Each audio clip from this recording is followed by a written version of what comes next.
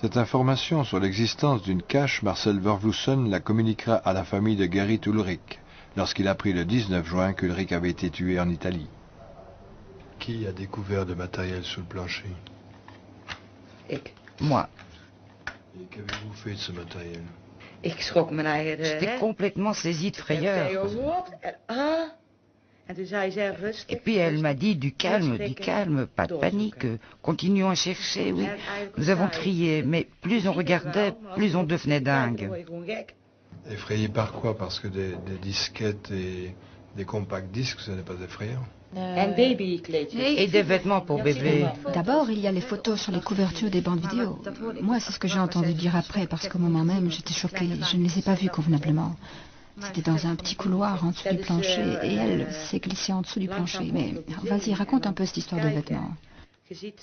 J'ai vu des photos de bébé et des vêtements de bébé. Vous savez, des vêtements qu'on mettait dans le temps bébé pour les photographier.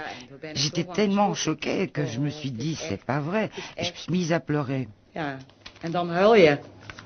Il y avait des vêtements sous forme de photos ou bien de véritables vêtements? Non. J'avais d'abord vu ces bandes vidéo. Et alors, je me suis dit, merde, c'est pas possible, c'est de la porno enfantine. Et puis j'ai regardé plus loin. Et là, j'ai découvert de véritables vêtements de gosse.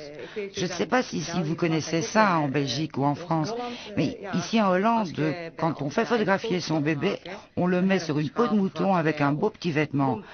Qu'est-ce que je pourrais encore vous dire de plus? Leuke babyshots van, ja, hoe moet ik dat nou zeggen?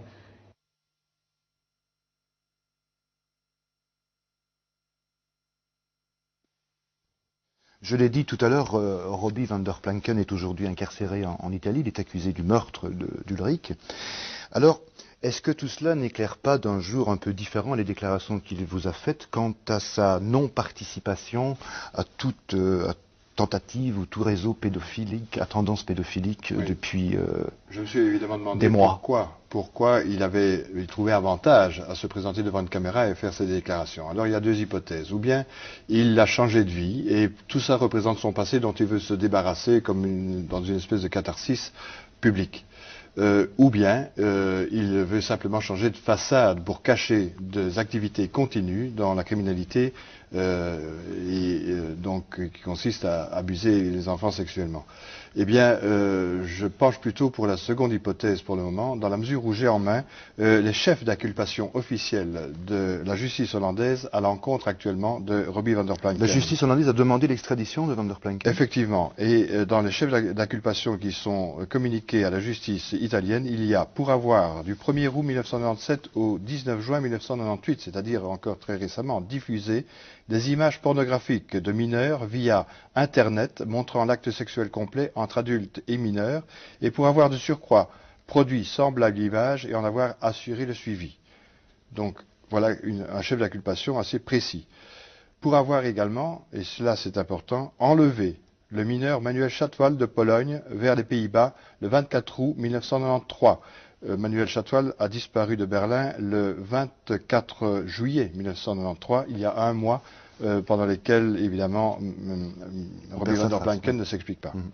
Pour avoir fait également partie d'une organisation criminelle se livrant à de semblables délits. Donc le chef d'association criminelle est vraiment très clair également. Voilà, José Dessart, merci. Je voudrais encore préciser, pour être tout à fait complet, que dans quelques instants, sur la chaîne Hollande 3, dans l'émission Nova, les journalistes reviendront précisément, eux aussi, sur cette affaire.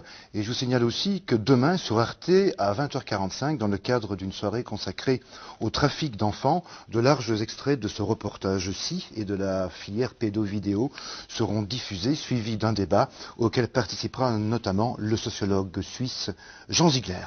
Je vous souhaite de passer une bonne fin de soirée. Je vous fixe un rendez-vous dans un mois pour un prochain numéro de Faits divers où nous reviendrons sur la disparition toujours aussi troublante et mystérieuse d'Elisabeth Morichet. Bonsoir.